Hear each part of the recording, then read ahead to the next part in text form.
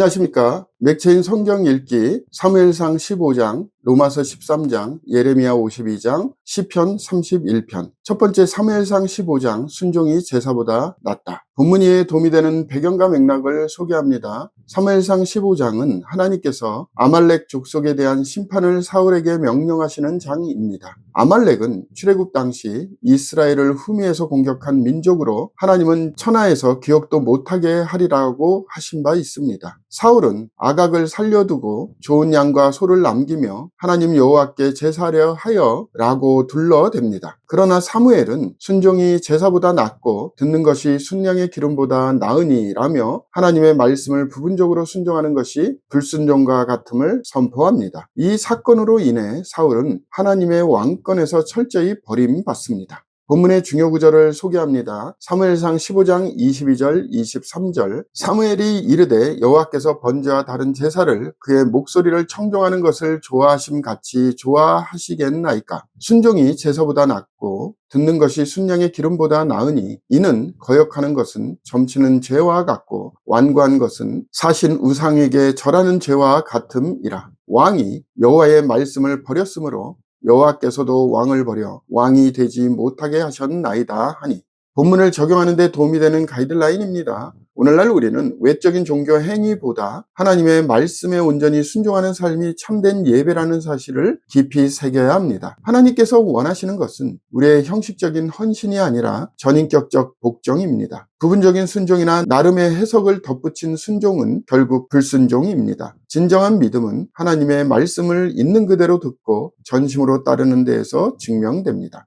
두 번째, 로마서 13장, 그리스도인의 권세에 대한 순복과 사랑의 완성. 본문 이해에 도움이 되는 배경과 맥락을 소개합니다. 로마서 13장은 그리스도인의 사회적 책임, 특히 국가 권세에 대한 태도를 다룹니다. 위에 있는 권세들에게 복종하라는 명령은 당시 로마 제국의 억압적 통치 속에서도 바울이 복음을 전한 맥락에서 더욱 강조됩니다. 권세는 하나님으로부터 나지 않음이 없나니 라고 선언하며 심지어 세속 권세도 하나님의 통치 질서 안에 있음을 말합니다. 또한 8절 이하에서는 율법의 완성이 이웃 사랑에 있음을 강조하며 사랑은 율법의 완성이니라 라고 선언합니다. 이 장은 개인의 경건뿐 아니라 사회적 책임, 복음과 윤리의 연결성을 조명합니다. 본문의 중요 구절을 소개합니다. 로마서 13장 1절. 각 사람은 위에 있는 권세들에게 복종하라. 권세는 하나님으로부터 나지 않음이 없나니 모든 권세는 다 하나님께서 정하신 것이라.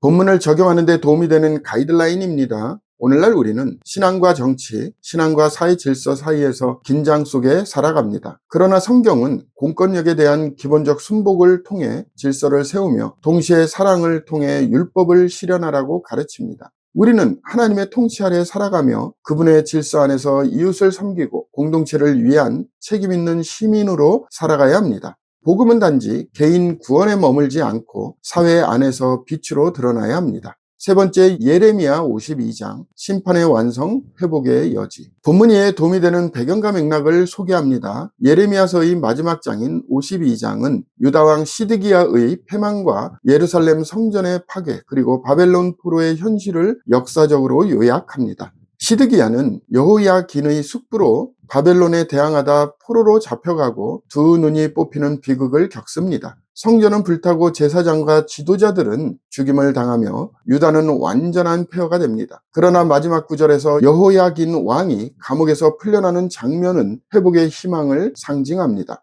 하나님은 징계를 끝내고 은혜의 시작을 여시는 분이십니다.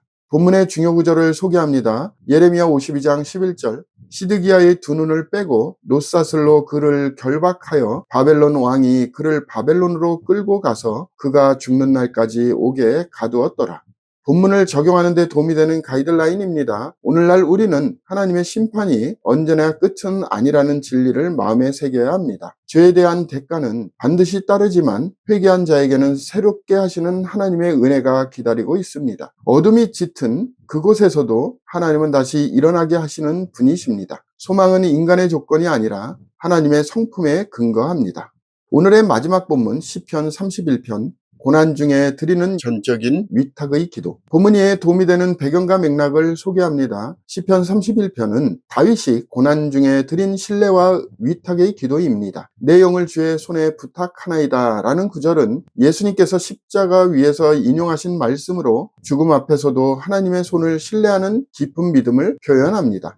이 시편에는 다윗의 절박한 상황과 사람들의 비방, 고난 속에서도 흔들리지 않는 신앙, 그리고 구원의 확신이 병행됩니다. 시인의 탄식과 찬양이 함께 나타나며 인생의 가장 어두운 자리에서 하나님께 자신을 온전히 맡기는 태도를 배울 수 있는 본문입니다. 본문의 중요 구절을 소개합니다. 시편 31편 5절 6절. 내가 나의 영을 주의 손에 부탁하나이다. 진리의 하나님 여호와여 나를 속량하셨나이다. 내가 허탄한 거짓을 숭상하는 자들을 미워하고 여호와를 의지하나이다.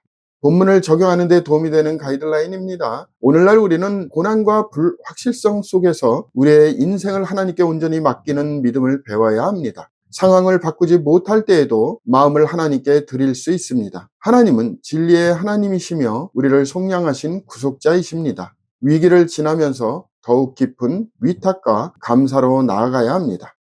감사합니다.